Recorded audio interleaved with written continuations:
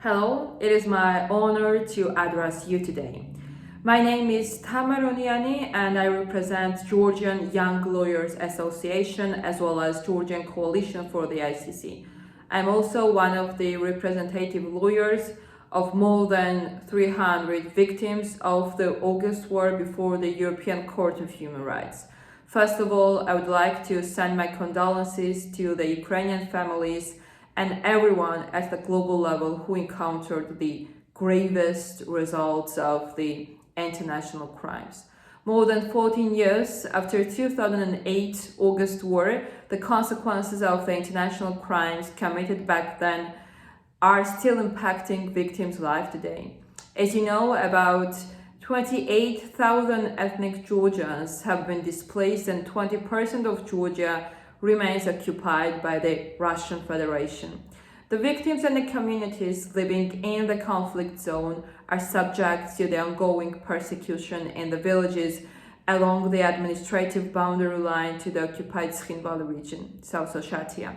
And this fact was once again attested by the recent Council of Europe Secretary General's consolidated report, which says that human rights challenges persist in the conflict-affected areas in Georgia. The situation is further aggravated by the fact that the victims' rights have not been restored, nor the justice have been served. After 14 years from the war, what we recently received is only 3 arrest warrants issued by the pretrial chamber in June 2022 against the representatives of the separatist regime and not against the officials acting on behalf of the Russian Federation, while the involvement of the Russian officials and the degree of their participation in 2008 August war is confirmed by the numerous international institutions. Now, it is critically important for these decisions to be executed in a due manner in order not to have the victims' hopes disappointed even more. The victims live in unbearable socio-economic conditions in the places of the resettlement and near the administrative boundary line.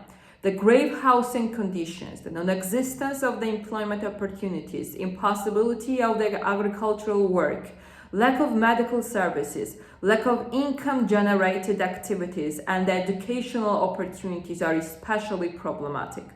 Now, I want to speak about the trust fund. According to the information disseminated by the trust fund, the program is addressed for the victims of 2008 August war who live in the IDP settlements as well as living on both sides of the administrative boundary line.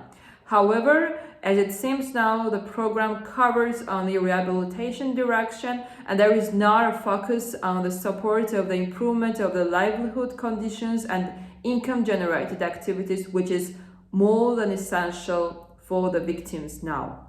Therefore, the main call of my speech today is first to enhance the cooperation for the execution of the arrest warrant decisions and then to support the trust fund in order to have income-generated activities for the victims of the August war. Impunity for Russia for all these past actions accumulated in gravest crimes now in Ukraine, so maybe it is time for the international justice system in general to find more effective ways out than it did in the past and also more effective ways how to provide more victim-oriented justice system. Thank you for the attention.